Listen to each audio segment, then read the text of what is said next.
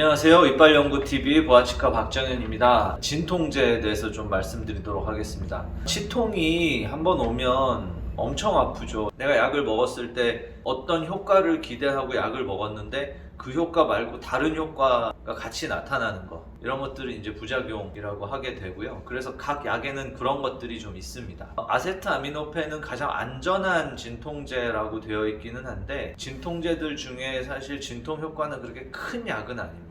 그렇지만 가장 안전하고, 그래서 일반적으로 많이 열났을 때나 아플 때 쓰게 되고 약국에서도 쉽게 살 수가 있는 진통제죠. 그런데 타이레놀을 먹었을 때, 내가 어디 치통이 있어서 무슨 약을 먹었는데 진통제 하나를 먹었을 때 별로 효과가 없거나 아니면 좀 더 진통 효과가 좀 더 셌으면 좋겠다 할 때, 타이레놀을 한 알 먹을 걸 두 알 먹고 세 알 먹고 네 알 먹는 것보다는 제가 1단계 끊고 2단계 끊고 이런 약이 따로 있다고 했잖아요. 이 다른 단계의 약을 섞어서 드시는 게 진통 효과가 더 좋습니다. 그래서 예를 들자면 아까 브루펜, 이부프로펜이라고 했던 그 이부프로펜과 타이레놀을 같이 먹으면 이부프로펜만 먹거나 타이레놀만 먹는 것보다 진통 효과가 더 올라갑니다. 이 두 가지를 섞어 먹었을 때.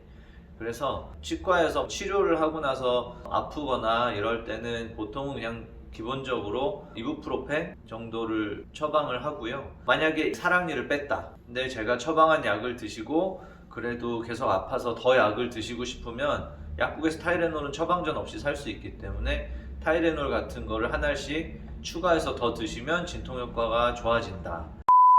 그런데 이 비스테로이드성 소염제, 이 이부프로펜의 단점은 얘네가 어떤 단계를 딱 끊는데 이 단계에서 얘를 끊을 때 위장장애를 일으킵니다.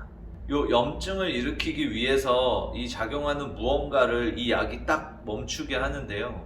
이 부분에서 무슨 일을 하는 애가 있는데, 얘가 두 가지 형태가 있어서요. 얘가 콕스라는 애를 끊는 건데, 콕스1이라고 하는 애는 위장을 보호하는 역할을 하는 애고요.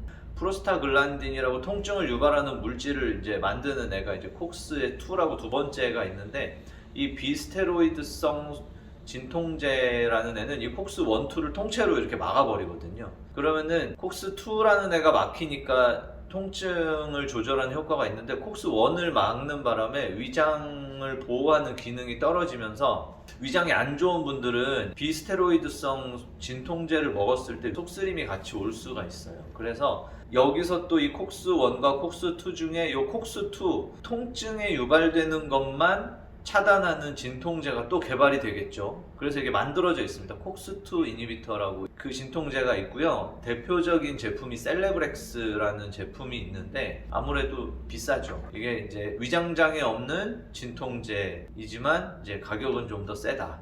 뭐 이런 약들도 있고요. 치과에서 또 치통 있을 때 많이 쓰시는 약 중에, 이건 상품명인데 울트라셋이라는 약이 있는데요. 이 울트라셋은 타이레놀에 들어가는 아세트아미노펜에다가 트라마돌이라고 하는 마약성 진통제가 약간 섞여 있는 조금 더 센 약입니다. 이 트라마돌이라는 거는 마약성이라고 되어 있기는 하지만 그 효과가 마약같이 막 중독성이 심하거나 뭐 이렇진 않아서, 그리고 이 진통제에 약간 들어가 있는 걸로는 큰 부작용이 있진 않아서 마약으로 분류되어 있지는 않는데, 간혹 가다가 이 트라마돌은 약간 처방을 해서 드시다 보면 예민하신 분들은 좀 구역질 나고 막 속이 안 좋고 뭐 이런 분들도 좀 계십니다. 근데 어쨌든 내가 일반 타이레놀 먹어가지고는 통증이 낫지가 않는다고 할 때는 울트라셋이라는 타이레놀 성분에 트라마돌이 섞여 있는 제품이 있고요. 울트라셋 ER이라고 해서 울트라셋 서방정이라고 해서 용량이 2배인 약이 또 있습니다. 2배인 대신에 효과 기간이 길기 때문에 똑같은 용량을 드시면 안 되고, 보통 하루에 2번만 먹는다던가 그 사실 때 용법이 있으니까 그거에 맞게 쓰시고, 아프다고 그 용법보다 과하게 3번 먹으라고 한 거를 막 5번 먹고 6번 먹고 이러면 그 약으로 기대할 수 있는 거 말고 부작용이 나타날 수 있기 때문에 그렇게는 드시지 않는 게 좋고요.